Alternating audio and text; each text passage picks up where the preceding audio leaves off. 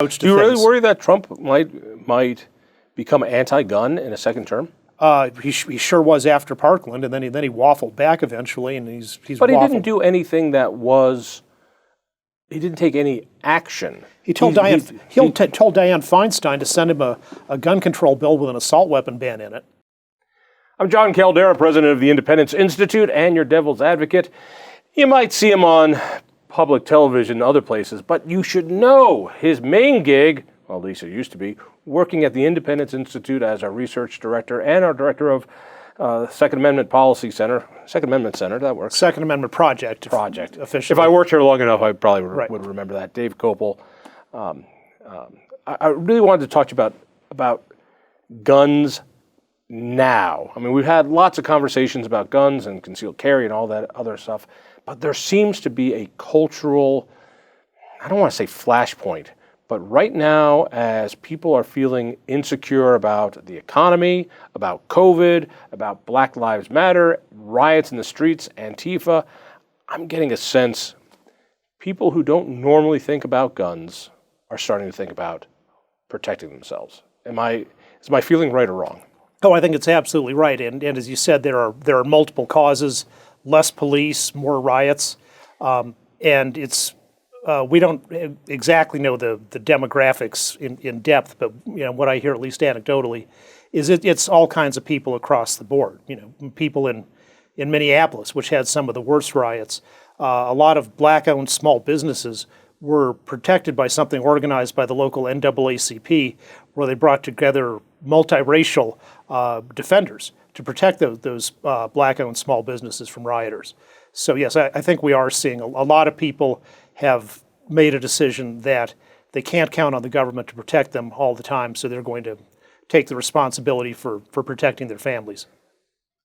Since we're dealing with this racial moment in American history, let's talk about race and guns.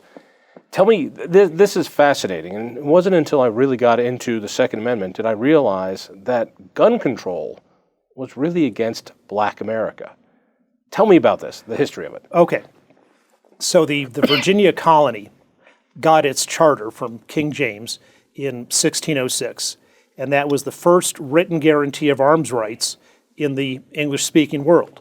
So the Virginians came over with their arms rights guaranteed in perpetuity by the government. And the only gun control they had there was you would have to, of course, show up and do your duty to help defend the colony. Gun control in the United States, that actually is something that really does begin in 1619 when the first African slaves are imported into the United States, because that's the year that Virginia enacts a statute saying no guns may be owned by slaves. So the first gun control law was really 1619. Yes. So we could talk about the 1619 Project as the first time to really disarm Africans. Yes. African Americans. That's right. Where the New York Times and the other anti-American advocates of the 1619 Project go wrong is they say, well, everything that's unique about America is based on 1619 and racial oppression, which is false, because one of the things that does make America different is we've had this written guarantee of a right to arms, and that precedes 1619. That precedes the original English settlements that got their charter in 1606, and then they landed in Virginia in 1607. So arms rights in the U.S. are definitely older than gun control. Bring it to today, in that there seems to be this odd tension when it comes to Black people owning guns, in that a lot of them are very liberal. You look at the voting habits, they're very Democratic voting as a bloc. African Americans vote largely on Democratic lines, very urban-centered, and therefore they're in lots of anti-gun areas. But I know more and more of my Black friends who are starting to go, you know what, I think I might want to have a gun. And one in particular, I was talking to him, he said, I don't know about this or that. And I said, you know what, take all the guns away from the white guys, take all the guns away from the Black guys, the man is still going to have the guns. And it wasn't that much longer he bought his first gun. And there are more movements for African Americans to arm themselves for their own defense.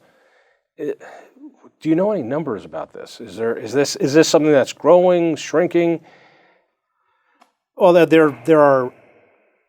It's probably growing, but it's something that has always been large. And sort of the example you gave of, somebody who lives in a dense urban area and always votes Democratic. That's definitely an important part of the black experience in the United States. But there's been a lot of blacks in rural areas too. So, for example, in the civil rights movement in the 1960s, there was a very long-standing tradition of gun ownership by the black population in the rural areas, and as has been documented in many books, such as the ones about the Deacons for Defense. That was a group that started out in Louisiana and spread in many other states of armed black people who came together in voluntary associations, among other things, to protect the white civil rights workers from getting murdered. They were the ones who provided the security for Dr. Martin Luther King on a big march they did from Jackson, Mississippi to Memphis, Tennessee. And as a lot of the civil rights workers from the time will tell you, if it weren't for the armed black population that the community organizers lived in, well, yeah, we were there to maybe organize them, but they were there to keep us from getting killed, and they had the guns and the means to do it. Curiosity about guns is an amazing thing for me. As you know, I was anti-gun. Now I'm a life member of the NRA. I'm in open defiance of gun laws in Boulder. And for me, getting people introduced to guns is an important aspect of well, I'm very passionate about it because I used to be phobic, absolutely scared about guns. I knew of your work before I knew you, as I was developing attitudes about guns. You've been one of the major reasons we've had great advances in gun rights nationwide. Talk to me a little bit about how many guns are out there. I keep hearing numbers that America's gun crazy. How many guns are there? At this point, it seems probably well over 400 million. So if we could take a look at a chart that shows the annual increase in the U.S. gun supply, which is U.S. domestic manufacture for the civilian market, which is regular folks as well as police, but not including for the military. So manufacture for the U.S. civilian market, subtract from that U.S. exports to other nations, and add back in imports of guns made abroad. We start off in 1948, which is sort of the first year we can get some solid data on manufacturing, with about 58 million guns in the United States. And the number starts going up by about 2 or 3 million annually. And then in the mid to late 60s, that number increases, and then we get used to 4 or 5 million net additions annually. And then by the early 2000s, we're getting even larger numbers of adding 7 million or more. Hillary Clinton, when she was running for president in 2016, and the prospect of her becoming president led to 17 million new guns in the United States. So we're now at the level of about 424 million guns in the United States. What is that per capita? If we start off back in the 40s, you have, 1948, we have 0.38 guns per capita. In other words, for every 100 people, there are 38 guns, or more simply, for every 3 people, you got about 1 gun. And that's a pretty high ownership level by global standards. It would be about equal to, say, France today. But that has steadily gone up, and especially an increasing trend in recent years. So around 2008, we got to the level of 1 gun per person in the United States. When was that? Around 2008. Okay. And then starting off at 1 gun for 3 people in 48, it took 60 years to get to 1 gun per 1 person. And now we're at the level of about 1.29 guns per person. So in other words, for every 4 people, you've got 5 guns in the United States now. I find that really encouraging. I find it wildly encouraging because something magical happens when people like myself actually get their hands on a gun, learn how to use it safely. the fear that is so explosive in media and news and the hysteria, it melts away. It melts away the more you handle a gun safely, the more you go out shooting, the more research you do, and then you get able to look at it without the fear. And so you don't see it as a symbol of hate, you just see it as another tool, another bit of machinery. And once you look at it that way, it changes the way you look at it. It also changes the way you look at self-defense and your own sovereignty. That as a sovereign individual, you now have the means to protect yourself if you need to. Let me ask you this question, though. While we now have 1.2 guns per people, I know people who don't even have 0.2 of a gun yet. So my fear is that the number of guns continue, but they're in a smaller set of hands. In other words, having so many guns, having 400, 600 million guns in the country is terrific, but if the amount of gun owners continue to stay the same or even shrink, it just means that the guy who had one gun now has two, the guy who had two guns might have five now, and that's great, but it's not infusing a new generation to understand the values of the Second Amendment and understand gun ownership. So help me with that part. That has always been my biggest concern as someone who wants to protect the Second Amendment. Well, and this was a concern of Second Amendment opponents or gun control advocates, in the late 1960s. They said, look, this was a country that was once quite rural. The average person lived on a farm, and of course farmers are going to need guns for pest control and among other things, and they're also remote, so of course they need to have the means of self-defense at hand. But now we're in the late 60s, we're a pretty urbanized country. Everybody lives within a phone call of the police coming over in a few minutes, and just this whole demographic that had supported a historical American gun culture is slipping away. So what some people call, say, the gun culture of the 1950s, gun culture 1.0, is the typical 1.0 character would be the 15-year-old boy who's got some free time after school, and he goes out on some vacant property in some place and goes rabbit hunting with a .22 rifle with his friends. And they said, look, that kind of thing was nice, but it's over, and guns are the past. But what we see is there's been a transformation, evolution as society evolves, in American gun culture. So now what people commonly call gun culture 2.0 is the urban woman who's got her concealed carry permit, and instead of that .22 rifle for hunting wabbits like Elmer Fudd used to be allowed to do, which now they can't. No. Looney Tunes will not let Elmer Fudd have a rifle to chase bunny. I made sure to buy the DVDs of the real original Warner Brothers things so I can show them to my eventual grandchildren, hopefully, and they can see how things really were. So with the urban woman with her Glock 17 in a concealed carry compartment in her purse, that was something that didn't really exist in 1955, or certainly not in large numbers. I mean, Eleanor Roosevelt packed heat, but she was probably an exception, more exceptional among American women then than would be the case today. So there's been a movement towards guns for sport are still important, but there's a continuing increase in the number of people for whom self-defense of self and family are the top reasons for gun ownership. You didn't answer my question, so let me put it a different way. I know there are more guns, but are there more gun owners as a percentage of the population? In other words, if 50% of Americans owned at least one gun 60 years ago, is it more or less than that now? Are there more families that have a gun in the house today? And how would you know? Well, the way you can attempt to partly know is social surveys of household gun ownership, where you have things like the National Opinion Research Center, which is based at the University of Chicago, or the Gallup poll, things like that. They basically ask, is there a gun in your house? And so you can look at the percentage answers on that.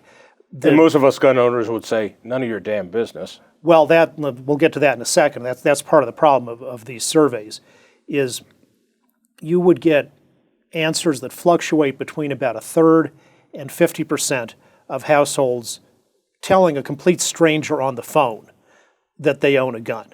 And the fluctuations that get reported on a year-by-year basis are completely improbable. You know, if you look at the National Opinion Research Center thing, you'll see, you know, gun ownership going up nationally by 9% in 1 year, and then the next year it falls by 7%. And it really seems unlikely that so many people got a gun 1 year and then a whole bunch of other people disposed of the gun the year after. So there's a lot of static and noise built into that. And then the second thing you point out is there's a certain number of people who won't disclose. For example, Gary Kleck, now a emeritus professor at Florida State University, probably the leading quantitative scholar on gun data in the country over the last several decades. When he was getting his PhD at the University of Illinois, they did a study of gun demographics in Illinois. And one of the things they did is they got from the government, via open records, lists of people who had an Illinois firearms owner's identification card, which is mandatory in Illinois if you want to be a gun owner. And so they would call these card owners who were on a list that the government knew they had a gun. And they'd say, oh, do you have a gun? The pollsters would. And they would get a fairly large number of people who would say no. And, you know, these are people who were already on the list, and yet they won't disclose to a pollster over the phone. And recent research has found that particular Republicans, in particular, for whatever reason, have gotten more reluctant to disclose gun ownership to pollsters. So those are some of the things that make exact numbers hard to say. But the bottom line is it's between a third and a half of American households own guns. All right, try it a third time. You're a lawyer who won't answer a direct question. Do you think there are more gun owners as a percentage of the population or less compared to half a century ago? I'd say probably about the same, and to the extent that there's the data would show anything less, just a part of that is just smaller households. So if you've got the family all living together, you know, the question is, do you have a gun in the house? The answer is yes. Well, that's one. So you have a 100% rate from polling those people. But then you go through the 1970s and all these people getting divorced and households breaking up and becoming smaller. So as you have smaller households, well, now maybe the parents are divorced and dad has a gun and mom doesn't, and they're in two separate households. You survey the two households. Oh, now we only got a 50% gun ownership rate. Okay, that makes sense. Bring it to this question. We've got more and more guns by far. Yeah. So therefore, we must have more gun crime. We must have more people getting killed by guns. It's impossible to have more guns and less death. Agreed? Well, that has an intuitive appeal to it, but it's certainly not borne out by the national data we have over time. So if you look at the homicide rate, you find that it's pretty low. In the 1940s, it's about 5 homicides per 100,000 population. We've had from 1948 to the present constantly increasing number of guns per capita. And at the same time, we saw gun crime, or gun homicide stay pretty low as there were more guns in the 40s and 50s. Then we saw gun homicide go up in the 60s, 70s, and 80s when there were even more guns. And then we saw gun homicide fall back to its low levels as in the late 90s and 21st century we had even more guns. So what you have to say is, at least based on those two things, guns are always going up, murder goes up, then it goes down. Doesn't seem to have much relation to guns one way or the other. If you're going to have more guns, you're going to have more gun accidents. That the easy access to guns, and as a gun owner I can tell you that easy access is a myth. It's not an easy access to any gun. But that you're going to have more gun accidents. That makes perfect sense.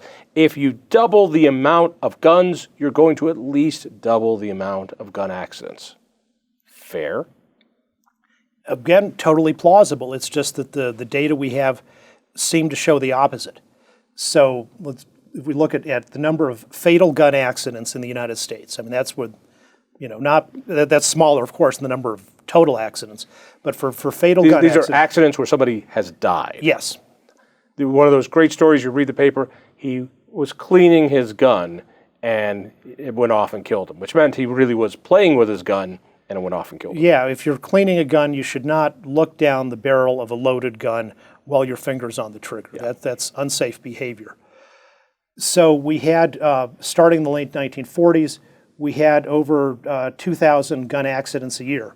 And that was sort of steady and then kind of even went up a little higher in the early 1970s. And since then has plunged. I mean, this is amazing. This is amazing data. Why have people been so much more safe? These are just raw numbers. These are just the raw numbers. So What about per capita? Because in per capita, it's Yeah. about a 90% decline. 90% decline. Right. So we start off, how many, for per 100,000 population, how many fatal gun accidents are there every year? We start in the late 1940s, it's about 1.7 fatal gun accidents per year. So if out of a population of 1 million people, 17 of them will die from a gun accident in an average year as of 1948. That number kind of stays steady, declines slowly, goes up in the early 1970s, and then continues a precipitous decline. So now the rate is less than 0.2 per 100,000 population. Let me ask you a question about data, because all the information you've given us has data. You haven't been able to give us specific information, and you've made some generalizations. There are going to be people who listen and go, that's why the federal government needs to force more information, that we need to require more information so we can study this. I've heard lots of calls for the federal government to force more rigorous data collection. And it's been gunnies that say, no, we really don't. Why?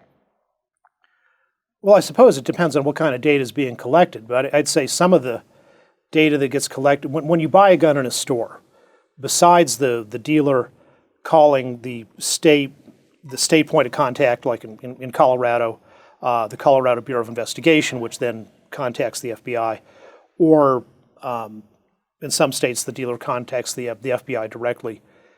Besides that, the dealer also has to keep out this form that every buyer has to fill out called the Form 4473. It's an Bureau of Alcohol, Tobacco, Firearms, and Explosives form where you fill in your name and your address, your date of birth. You're showing you're a resident of the state where you're buying a handgun, for example. And then you have to make these various affirmations that you're not a fugitive, you're not under indictment, you're not a fugitive from justice, you don't have any felony convictions, you're not illegally in this country. So those are all legitimate within the federal gun control scheme. But then they ask other questions like, what's your race? Well, why does that matter? In terms of anything, really. I mean, and then under the Obama administration, they expanded the racial inquisition further to say, well, are you Hispanic or not? That doesn't have anything to do legitimately with whether a person is a lawful gun owner or not. And in fact, we know that actually, even going back to the Clinton administration, they had a lot of crackdowns in the southwestern border states where they go through these records, look for somebody with a Hispanic name in the Clinton era, or now, thanks to Obama, they can just look up whether the person checked off that they are Hispanic and say, oh, this person bought 3 semi-automatic rifles. Let's go pay some extra attention to them. So some of this data collection can lead to perhaps inappropriate government intrusion on the basis of someone's race. When I made the turn from gunphobe to gun lover, it changed my worldview on a lot of things, including the information that you give the government. I believe that I, along with the Supreme Court of the United States of America, believe that gun ownership is an individual right. right there with every other right in our Bill of Rights. Right to peaceably assemble, right to free speech, right to religion, right to keep and bear arms. And I'll feel comfortable when every Quran that is sold, you need to fill out a form that has your race on it. Then you can tell me why it's important to do it when I buy a gun. But it seems so discriminatory that of all these rights enumerated that are protected, unalienable rights, this one you have to get governmental permission for. This one we have records on. This one you've got to get a special permit depending on the state you're in. I find that objectionable. And throughout history, I worry, and like so many other gun owners, that when this information is collected, eventually it's used to take guns away. And for those who don't believe so, take a look at what happened in Australia and the pictures of piles of gun confiscation that happened because they knew exactly where to go and say, sorry, we changed the law, you don't have a right to do that. When you hear Beto O'Rourke and others saying, you're damn right we're coming after your guns, it's one of the fears that gun owners like me have, that I don't want them to know who has the guns, and I particularly don't want them to know what guns I own, because history has shown me, and I'm seeing it in New Zealand recently as well, that when that happens, over time, they come for your guns. Oh, same thing's going on in Canada right now, where their registration system was not as intense as the registration system they had in Australia, so the confiscation will be more difficult. The same thing happened in England in the 80s and 90s, where they did have very strong and comprehensive registration, and so confiscation was easy. And one of the reasons Congress in 1941, when they passed the Property Requisition Act to help the country get ready for World War II, which they knew was coming soon enough to America, they specifically forbade the federal government from keeping gun registration lists for ordinary firearms. And that was reiterated a number of times by Congress, including the 1986 Firearms Owners Protection Act, which prohibits the creation of a federal registry. So, but don't tell me, all right, let me run this by you. We had the head of the NSA come to the Congress under oath saying, we do not do bulk collection of data. We do not do bulk collection of phone calls and emails and texts. We don't do that. And then Eric Snowden proves to us that he's a liar, and that's exactly what they do. And so, yeah, I know we have these rules that say, no, we don't collect that data, we don't have that data, but in order to buy your gun, you have to fill out this form, give it to the government, and now they have that. So you give it to the gun dealer, but when the gun dealer goes out of business or dies, he's supposed to give all these forms right to the government anyway, and it doesn't matter because they can always backtrack it to the people who have the data. Well, and all those forms from the dealer out of business dealer records that the ATF collects, they all scan them all and digitize them. So they say that, well, the reason we don't have a gun registry, which would be illegal, is, well, it's not necessarily name searchable. So we can't look up Caldera and get a list of your guns. But of course, changing that is just a matter of changing the software that manages this database. Right. Why should we be scared of a gun registry? Because gun registration is often, even in democracies like Australia or Canada or England, used for confiscation. And the reason they enacted the Property Requisition Act in 1941 was they saw what Hitler and Stalin were doing with gun registration. You know, German gun registration wasn't created by Hitler. It was created by the Democratic Weimar Republic in 1928 because they really did have genuine problems of communist and Nazi thugs fighting gun battles on the streets, and this was their attempt to get a hold of it. And they, at the same time, they said, maybe we want to have the registries, but on the other hand, what if the registries fall into the hands of extremists? Because then they were worried that, like the Nazi stormtroopers would have basically a shopping list of all the homes to burglarize to get more guns. Well, it got even worse than that because the whole government fell into the hands of extremists. And of course, they got the registration lists and used them to confiscate guns from the Social Democrats, for example, a socialist party, but one that favored democracy, unlike the Nazis, the National Socialist German Workers' Party, which were a socialist party that opposed democracy. Same thing in France, where they had enacted partial gun registration in the 1930s. Well, who knew that in a few years the country was going to be in the hands of another group of extremists, the German National Socialists. So the historical lesson is pretty clear that gun registration presents a huge danger, at least, of confiscation. I've always wondered why Americans especially have such a limited time horizon in our minds, that we think that things that are happening now, well, that's the way it's going to stay. And I don't think they realize that these gun nuts who are out there fighting against gun laws, they're not doing it for themselves. They're doing it to protect their kids because they see where this goes.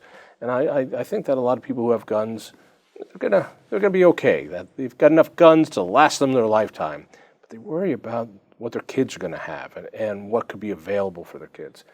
We really should wrap this up, but let's do some prognostication. If Trump wins re-election, which right now looks in doubt, I think most gun owners on a national level will be very happy. He has been a very good president when it comes to gun rights. True? He's waffled a lot, and after the Parkland murders, seemed to flip to the other side, and then he flipped back. But that's perhaps part of his political calculation. As John Bolton said in his book, which I thought was very good, a re-elected Trump, there's no guardrails left, because at least he has at present the guardrail of having to not annoy all the Republicans in Congress and the Republicans he needs to vote for him. But if he's president in 2021, there's very little holding him back on his erratic approach to things. Do you really worry that Trump might become anti-gun in a second term? He sure was after Parkland, and then he waffled back eventually, and he's. But he didn't do anything that was. He didn't take any action. He told Dianne Feinstein to send him a gun control bill with an assault weapon ban in it.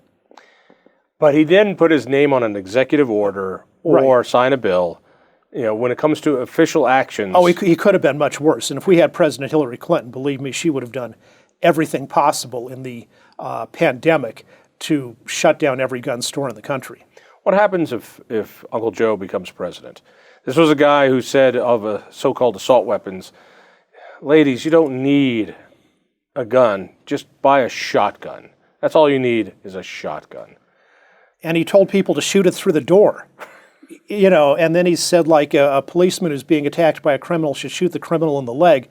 I mean, that guy, maybe gun accidents will go up, because he's certainly leading the leading political figure in this country, giving stupid and recklessly dangerous advice about how people should use guns for defense. There's no doubt that he will respond to please the progressive wing of his party. And he said he's going to put Beto in charge of guns. Did he? I missed that one. On February 20, in early March, when he got the party cracked down and basically everybody dropped out to endorse Biden in order to stop Bernie. At the big endorsement rally, he spoke about how wonderful this young guy Beto is in the Biden administration. Beto is going to be in charge of solving the gun problem. Beto, who said, "Hell yes, we're coming for your damn guns." Yes. And Biden has promised, he told on February 25th in South Carolina, he told the firearms industry that he was coming to get him. Delicious. Thrilled. What happens if he gets elected? How much of this comes true? If there's a Democratic Senate, like, say, with a 52-48 majority, they've already said they'll basically eliminate the filibuster. All these people who are justifiably upset about all the norms Trump has been violating, they'll get rid of that and slam through the harshest gun control bill they possibly can. What happened to pro-gun Democrats? It used to be that particularly Southern Democrats were also very, very pro-gun. They We're called plenty of Colorado Democrats, Right. Yeah. Including some of our congressional delegation. It seems to be, in order to be a Democrat and survive, you have to become a gun hater. Yeah, that's often true these days in most areas. Michael Bloomberg, having been working on the anti-gun issue for a long time, has gotten smarter and smarter about it. So what he started doing was, on step one, driving out from the Democratic Party all the middle of the road Democrats. Blanche Lambert Lincoln, from I believe from Arkansas, who was no A+ pro-gun person, but she could qualify for a C or a C+ on her NRA grade. And Bloomberg started playing in Democratic primaries and working with the party and taking advantage of other political trends within a party that itself is moving left to basically drive out from the party Democrats who care about Second Amendment rights. Or actually now it's like you have to affirmatively care about wanting them destroyed, despite all the platitudes and lip service that exist. This could be a dangerous, dangerous year for gun owners. Yes. And therefore, what should they do? Well, a lot of people are saying I better buy guns now while I can. That's a good point. Hey, Dave, people want to get more information about your research, which is voluminous. Go to my website, davekopel.org. Dave Kopel. Is it also davekopel.org? If I use that, will I get there too? If you put an accent mark on it, it sometimes messes up the URL search engine. Dave, thanks so much. It's an honor to be here. If you enjoyed that conversation, by all means, click one of these other great programs. We have the best conversations with the most fascinating Coloradans. And subscribe to our channel. Just click down below and hit that little bell button too. You don't want to miss a single show.